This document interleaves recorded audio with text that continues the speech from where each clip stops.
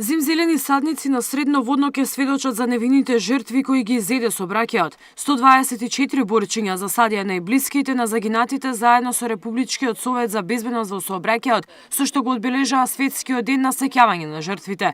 Бројот на загинати лица по патиштата годинава е поголем од лани.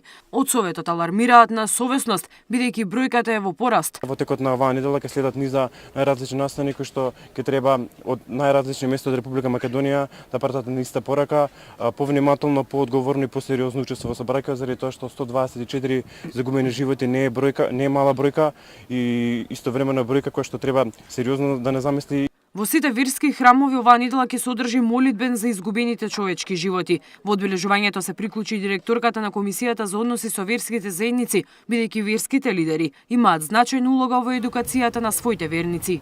Недостасува диалог, работа со децата. Недостасува не купување на скап автомобил, туку недостасува отворено намаса родителите да ги отвараат проблемите со децата.